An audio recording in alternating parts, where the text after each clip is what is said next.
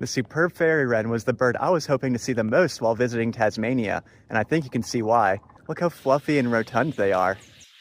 This is the female right here. And then this is the male calling out. You can see that the male has some blue coloration in him. During the breeding season, the male actually has shiny, iridescent feathers. Unfortunately, I didn't see his shiny colors because I was there during their autumn, but here's a picture from the Merlin app for reference. Another bird I was hoping to see was the pink robin, another bird that looks too good to be true. This is a male singing. I only had one opportunity to film him on the overland track, but I was very thankful for it.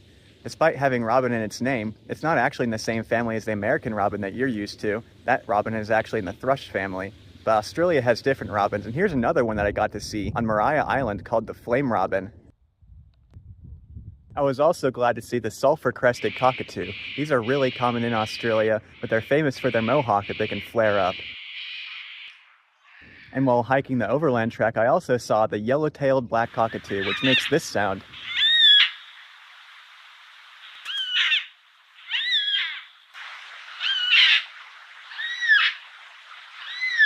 Australia also has some parrot species called rosellas.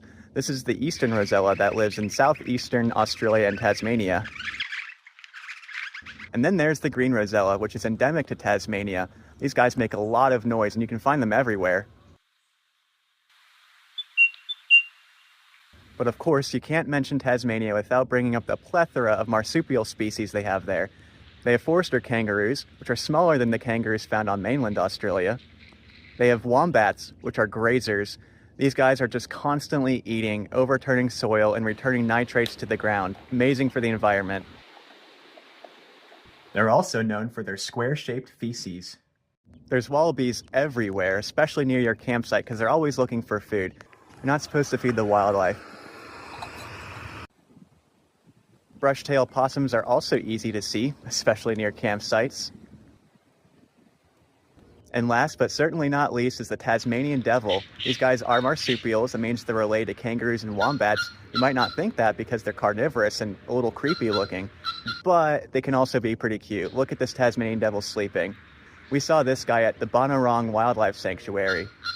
These are just 10 of my favorite wildlife encounters from Tasmania, Australia. There's so many other birds and other animals to see there. If you ever get the chance to visit Australia, I highly recommend doing so. It's not as scary or risky as the internet makes it seem, but I'm curious, which animal was your favorite? Drop a comment below, and I'll see you guys in the next one.